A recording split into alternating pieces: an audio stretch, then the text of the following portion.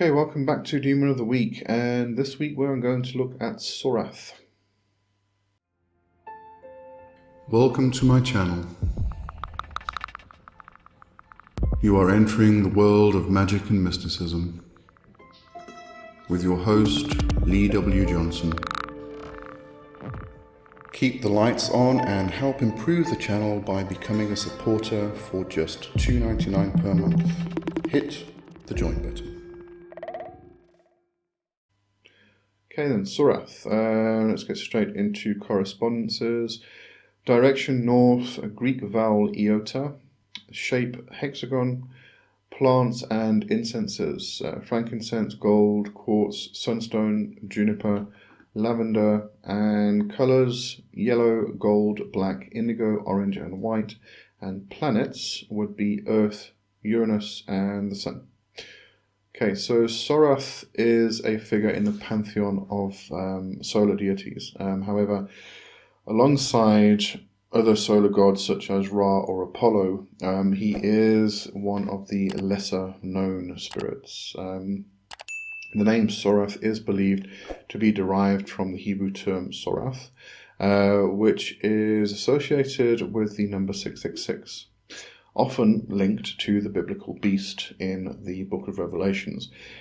The difficulty I find with this particular association is that scholarly research has revealed that the story within Revelations is based on past events and revolved really around the Emperor Nero. If we consider the gematria of the name Sorath as being 666, then this actually begs the question of whether the name or the term Sorath was actually associated with the Emperor Nero, and also was Nero considered to be a solar god by his followers? Just possibly questions that might be worth more study if this actually does interest you. But the association with Revelations, I would completely discredit. It's not even worth having a look at that aspect because it's all been debunked. Sorath's origins are elusive, with references appearing sporadically in medieval and Renaissance occult manuscripts. The figure is not a part of mainstream mythology, but rather a product of esoteric traditions that blend elements of astrology, alchemy, and mysticism.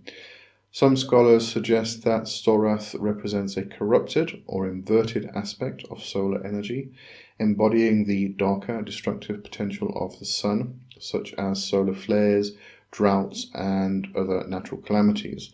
This destructive power is not merely physical, but also spiritual, symbolizing the intense purification and transformation processes. I have seen some people mention this particular aspect as being associated with the Black Sun. I would steer away from that personally. My own personal interpretation does not hold that the darker aspect of the solar energy is the Black Sun. The Black Sun really is just the underworld sun, the sun which is connected with the forged fire, which you well up from the underworld. All those associations. I did do a video on my YouTube channel about the Black Sun specifically, if you want to go and check that out. But yeah, I wouldn't associate it with the Black Sun. More the destructive aspects of the sun itself, as being the darker or more negative aspects of the solar energy. Alright, let's get back to my notes over here. In Alchemical Traditions, Sorath embodies the final stage of the great work, where the alchemist confronts and overcomes the ultimate challenge or corruption. This stage is often depicted as a confrontation with one's shadow or darker self, leading to a spiritual rebirth and enlightenment. Sorath's role varies across different esoteric systems, but common themes include transformation, purification, and the duality of creation and destruction. In Rosicrucian and theosophical teachings, Sorath is seen as a counterforce to Christ consciousness, representing the necessary opposition that brings about spiritual growth and evolution. Again, this adds to the concept of Sorath and the connection with the number 666, and therefore the beast in Revelations, and therefore the suspected Antichrist. I wouldn't even go there with this, but you know, it forms some people's worldview. So yeah, whatever floats your boat, really. In modern occultism, Sorath is sometimes invoked in rituals aimed at personal transformation and the breaking of old patterns. The deity's energy is considered dangerous, but also deeply transformative, capable of burning away impurities and creating profound inner change. Right, Jehannam notes that a great many occultists will suggest that Sorath is the spirit to stay away from, but does go on to discredit these claims.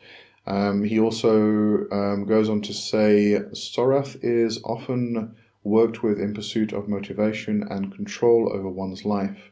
He can bring the magician into Da'at and immerse her in Saturnalian rites. He can empower one's subtle body, psychic senses, and astral double, and he can augment one's attunement to the alchemical elements of fire, air, and water.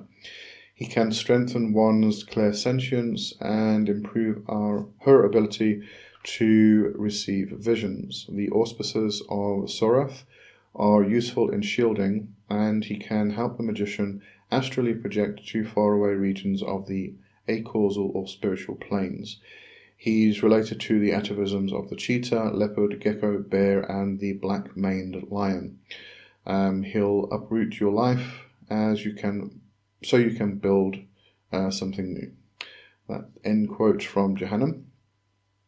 All right. Now, if you have read Agrippa's 3 books of occult philosophy or Francis Barrett's The Magus, you should recognize Sorath as being the planetary spirit of the sun. In Practical Planetary Magic by David Rankin and Sarita Deste, they do say the following about Sorath. Sorry, I'm trying to find it. Sorath has a large and full body or great stature. His skin is reddish with a gold tinge. He moves swiftly as lightning. The sign of his appearance is a tendency for the magician to start sweating. And his sigil, which I will put over here somewhere, is this is the sigil from Agrippa, from 3 books of occult philosophy. All right, so that is Sorath, his sigil, and everything about Sorath. And that's it for this week, and we'll see you next week for more in relation to demons of the week. Have a good one. Cheers for that. Bye-bye.